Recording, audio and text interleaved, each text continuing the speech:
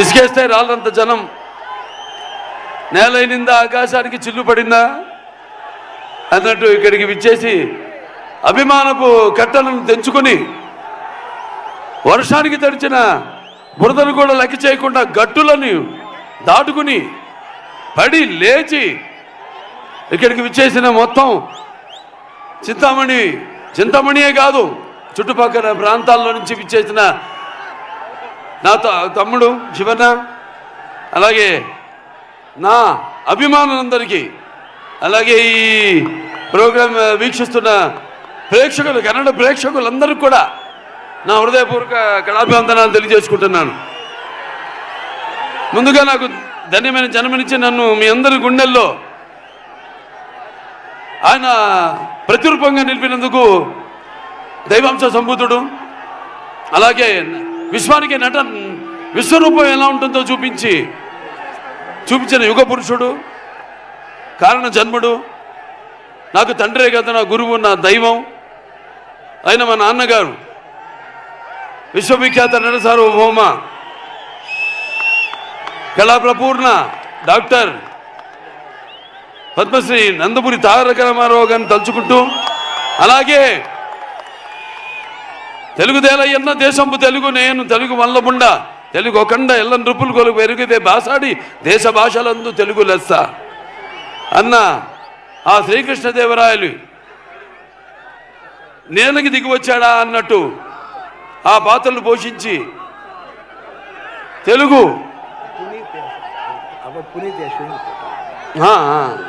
తమ్ముడు Puneeth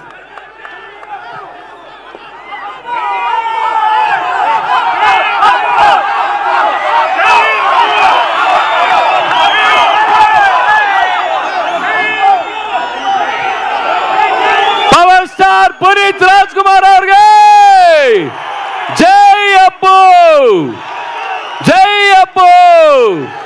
We love you Appu, we miss you.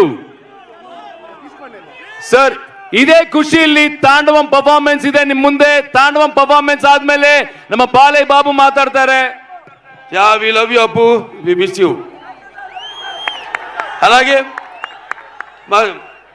అంటే మేమంతా ఆ భగవంతుడు కలిపాడు మమ్మల్ని. ఇది యాదృచ్ఛికమో లేకపోతే కాకతాళీయమో.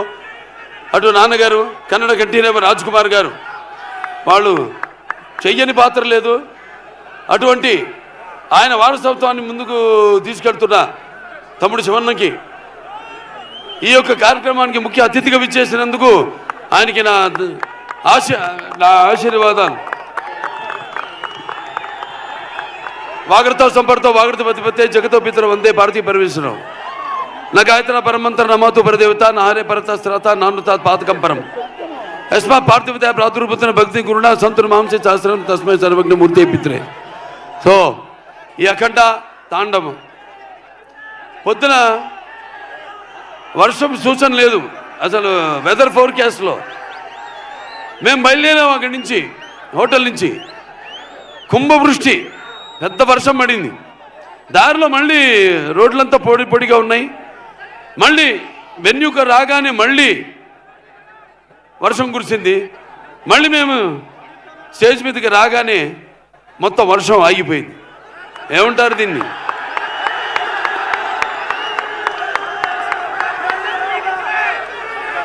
అంటే నాన్నగారు కన్నడ రాజ్ కుమార్ గారు, కంఠీరవ రాజ్ కుమార్ గారు నటిస్తుంటే, పౌరాణికలు నటిస్తుంటే, మరి నటిస్తుంటే పౌరాణికాలు ప్రాణం పోసుకునే జానపదాలు జావలీలు పాడాయి.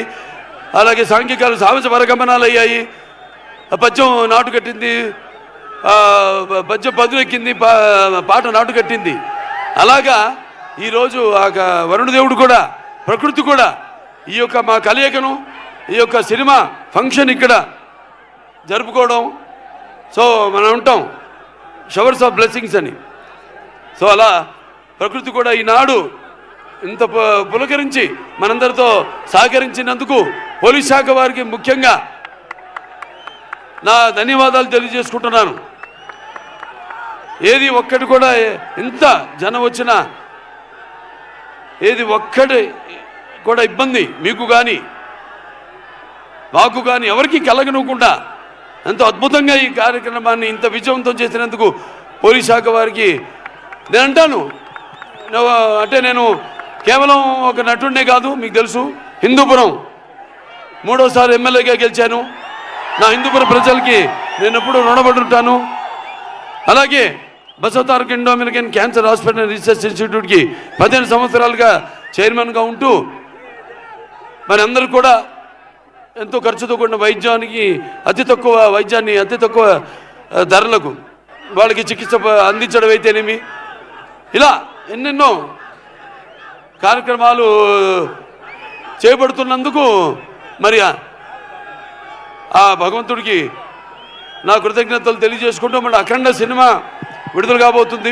అఖండ ఇది కేవలం ఒక తెలుగు సినిమా కాదు, ఒక కన్నడ సినిమా కాదు, ఇది పాన్ ఇండియా సినిమా.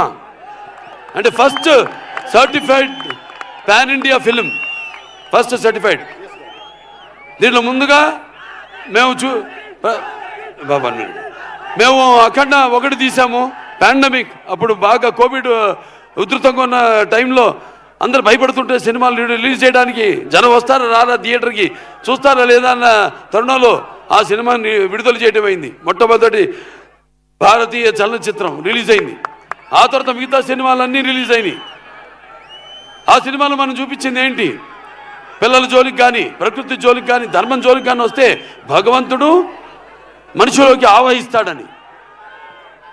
ఈ సినిమాలో మీరు రేపు చూడబోతున్నారు ఏంటంటే ముఖ్యంగా సనాతన హైందవ ధర్మం, యువతరానికి ప్రతినిధులు, నవతరానికి నాయకులు, భావితరానికి భారతదేశం మహాశక్తి అయిన యువత మీరందరూ కూడా పెడదారిలో కాకుండా మంచి దారిలో నడవడానికి నా ప్రతి సినిమాలో ఏదో ఒక సందేశం ఉంటుంది. అటువంటిదే ఈ అఖండ తాండవం. రేపు చూస్తారు సినిమా ఎంత అద్భుతంగా. ఒక్కొక్కళ్ళ గురించి నేను చెప్పక్కర్లేదు. మా డైరెక్టర్ గారు ఉన్నారు, బోయపాటి శ్రీను గారు. మేము చేసిన 4వ సినిమా. మొదటి సింహ, దాని తర్వాత లెజెండ్, దాని తర్వాత అఖండ 1, ఇప్పుడు అఖండ తాండవం. ప్రతి ఒక్కరు కూడా ఈ స్టేజ్ మీద ఉన్న ప్రతి ఒక్కరు కూడా ఈ పాత్రలో ఎలా జీవించి ఎంత బాగా ఆ పాత్రలకు మరి పరకాయ ప్రవేశం చేసి అణువులో ఆ పాత్ర నింపుకుని ఎలా పాత్రలకి న్యాయం చేశారో మీరే చూస్తారు ఈ సినిమాల్లో. అంత క్రెడిట్ నేను అంటే నా గురించి ఈ సినిమా గురించి చెప్పాలంటే నేను ఏ పాత్ర చేసినా కూడా ఆ పాత్ర నాలో ఆవహిస్తుంది.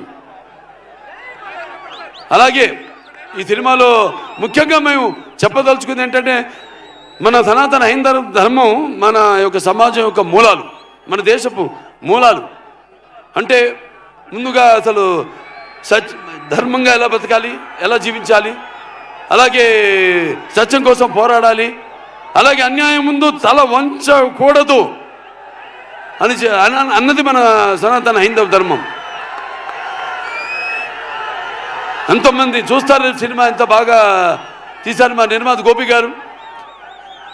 ఎంతో నమ్మకంతో ఏం చెప్పినా మీరు వెళ్ళండి, మీరు ఎక్కడికి వెళ్ళాలి, ఎక్కడ షూట్ చేయాలన్నా ఆయనకి నా అభినందనలు తెలియజేసుకుంటున్నాను. అలాగే తమ్మన్ గారి గురించి చెప్పక్కర్లేదు. బాక్సులు అప్పుడే బద్దలైనవి.